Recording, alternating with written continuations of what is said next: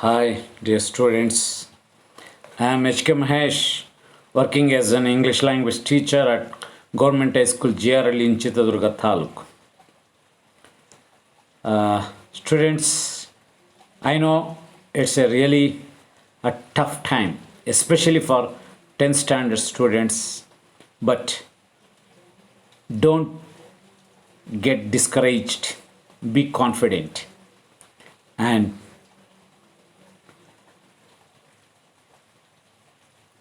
concentrate more on self learning, practice self learning. So, it's my sincere advice to all 10th standard students who are studying this academic year. Today, I am with you to discuss on the lesson number 3rd, that is Gentlemen of Rio in Medio, 10th standard, second language English. Before watching my video presentation on the 3rd lesson, I suggest you to please go through the lesson from page number 46 to 52 and know the new words given below, refer very good dictionary, know the meaning and reread it once again. After that, if you watch my video presentation, this will help you to check your comprehension and understand this lesson better, I hope. Okay, so shall we start discussing on this lesson? Ready? The name of the lesson is Gentlemen of Rio in Medio. Rio in Medio, it's the name of a place. Gentleman, who is the gentleman? Let us know. Gentleman, the person, that is the main character, that is the hero of 3rd lesson. This lesson is written by Johann A. Sedillo, the author. Character of the lesson, Don Anselmo. Don, it's a Spanish word. In English, meaning of Don is sir. It's a Spanish word for sir. Don Anselmo, he was a gentleman and head of the village Rio in Medio. Other characters of the lessons are Don Anselmo, the advocate, author or mediator, that is A. Sedillo, we just now discussed about him.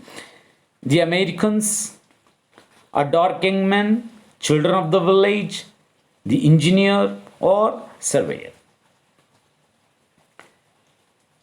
There's a village called Rio in Medio. Don Anselmo, the head of that village, he had an orchard with a house in it. Let us describe it. It was a small but quaint. The orchard was full of trees, teemed with fruits. The trees were gnarled. Gnarled means a twisted, hard lumps, branches of a tree. One word substitution may appear for the board examination. The questions may appear on one word substitution. Suppose orchard,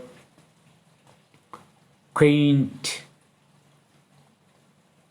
like that, gnarled, twisted, hard lumps, branches of a trees.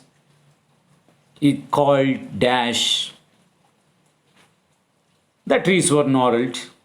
There was a creek running through the garden. Creek means a small river. Totally, it was beautiful. Why it was beautiful? Why it's attractive? So these are the points. He had an orchard. One word substitution question may appear like this: a place of fruits growing trees is called dash orchard. Anselmo had a small house which was quaint, old-fashioned, but attractive one. The trees were gnarled and beautiful. They were full of fruits. To add to the beauty, a creek was running through the orchard. Don Anselmo and his forefathers, ancestors, lived until the same land which he got it from his mother. That is the main reason Don Anselmo had an emotional attachment on this property. Some of the Americans' family wanted to buy this land. So another question may appear like this: why do you think Americans wanted to buy Don Anselmo's property or Don Anselmo's land? Because he has an orchard, he had an orchard full of fruit growing trees, his house was small and quaint, the trees were gnarled and beautiful, so Americans wanted to buy his land. That's the answer. Very simple answer. But Anselmo was not in a hurry to sell the land, but finally agreed. If you go through the lesson, our author A.S. Cedillo took some time to arrange a meeting between Americans and Don Anselmo for selling his land. The day of the sale, he came to the office of the author. He wished everybody. There was an ice-breaking talk about the rain and his family. Ice-breaking talk means we usually do a casual talk before main talk. We don't usually jump to the main talk. Before that, we will have some casual talk. That's called an ice-breaking talk. If you do this kind of casual and ice-breaking talk, it will be very comfortable for the people to converse each other. Then Cedillo came to the matter of the land. Say he told about discovery in the land. What's the discovery they made? Let us know it. What was the discovery? Before the agreement, the Americans had sent a surveyor to the land for survey. He found that the land was more than 8 acres, what Anselmo told to them. That was the discovery they made. Earlier, Don Anselmo told he owned 8 acres.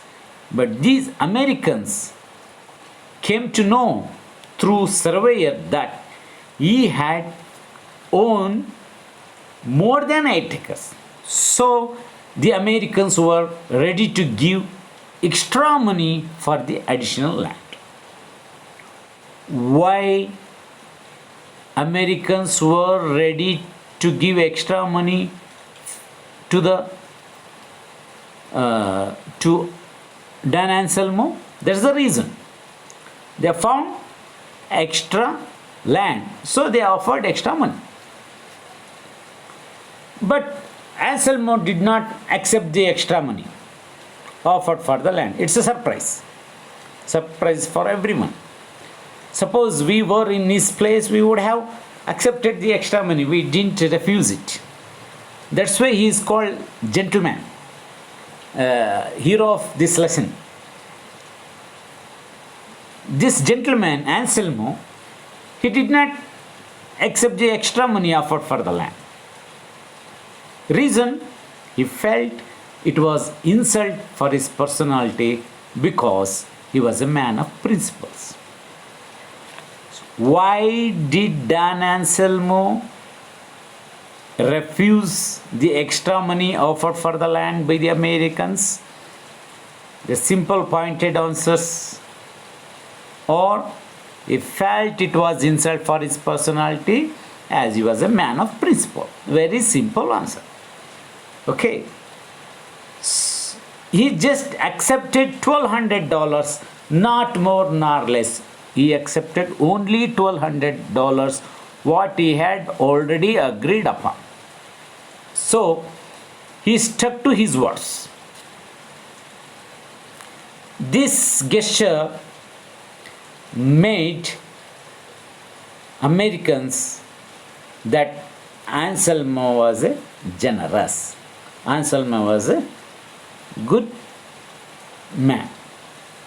And another way, these Americans were also generous. You just think, children. Both the Americans and Anselmo were generous. Why and how? Americans could have deceived the old man, but they didn't do so. In the same way, Dan Anselmo could have accepted the extra money, but he didn't do so. So, both are generous on their own way.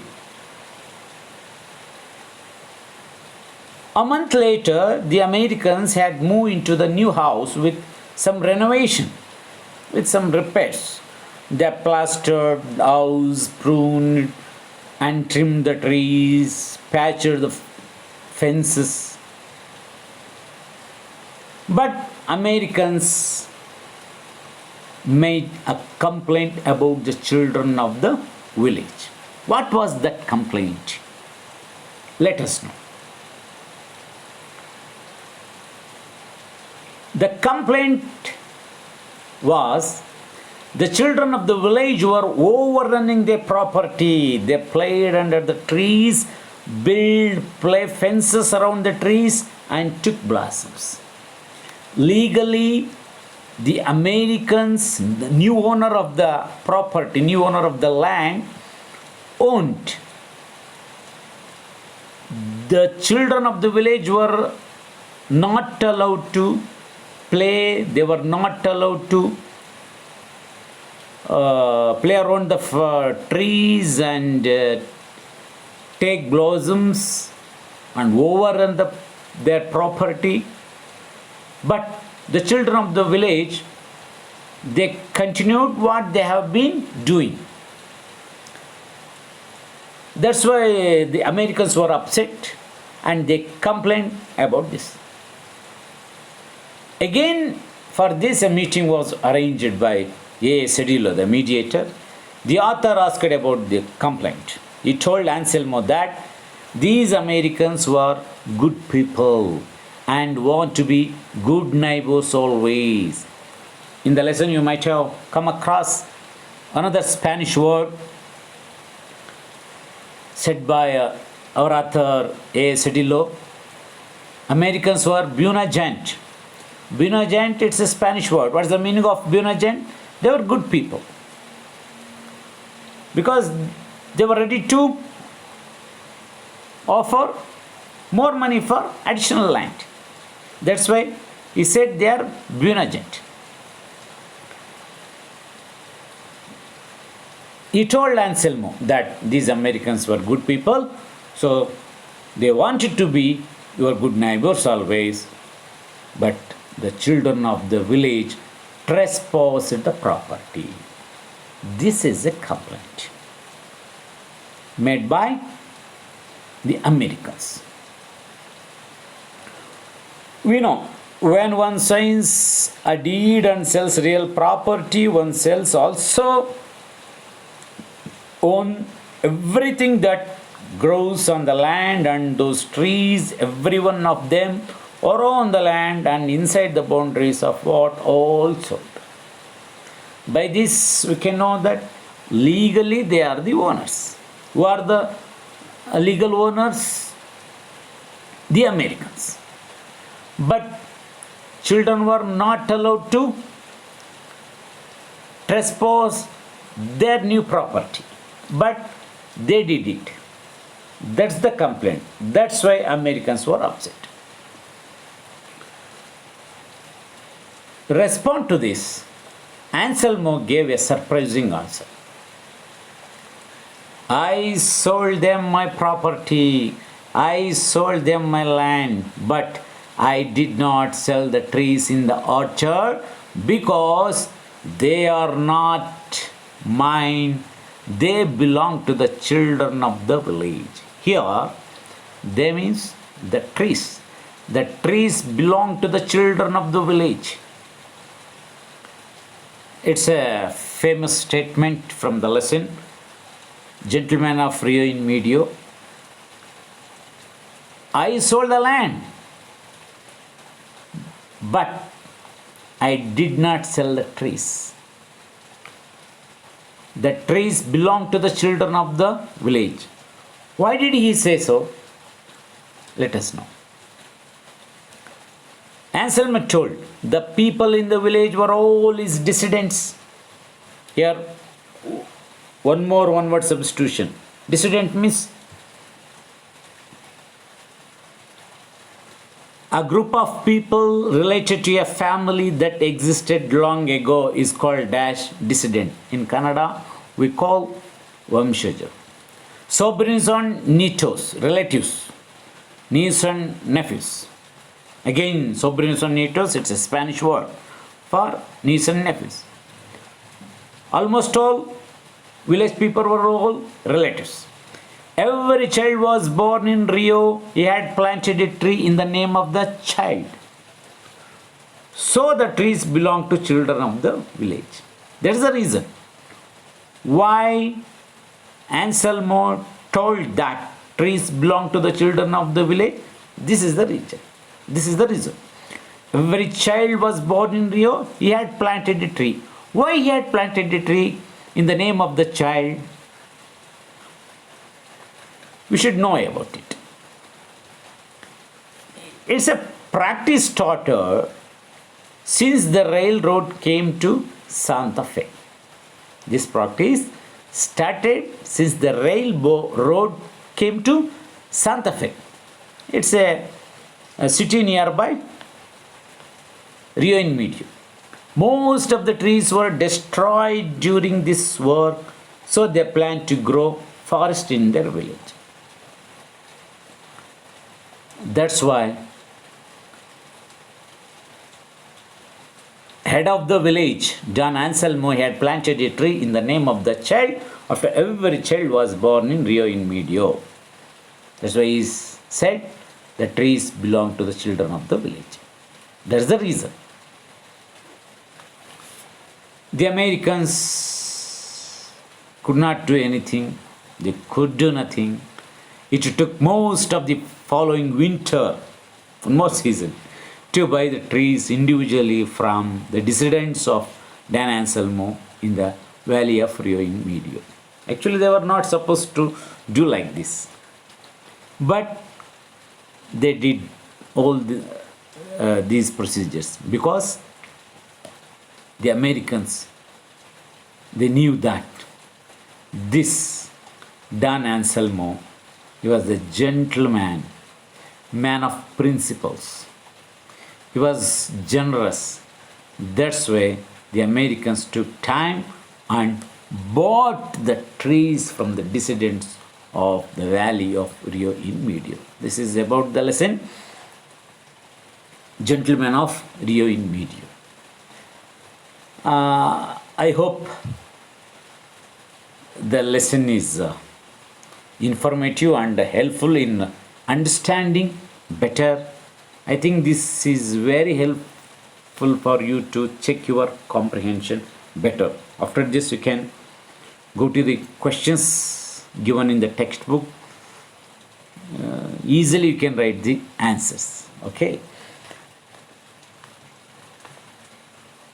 In this lesson, there is one important grammatical aspect given important from the point of view of examination, that is if clause. In 8th standard, we learnt and practiced if clause type 1. In 9th standard, we learnt and practiced if clause type 2. In 10th standard, we need to concentrate more on type 3 if clause structure. So what is the if clause structure of type 3? Main clause, subordinate clause. In main clause, had plus V3 structure. In subordinate clause, would have plus V3. There is a very simple structure to identify whether it is in clause type 3 or type 2 or type 1.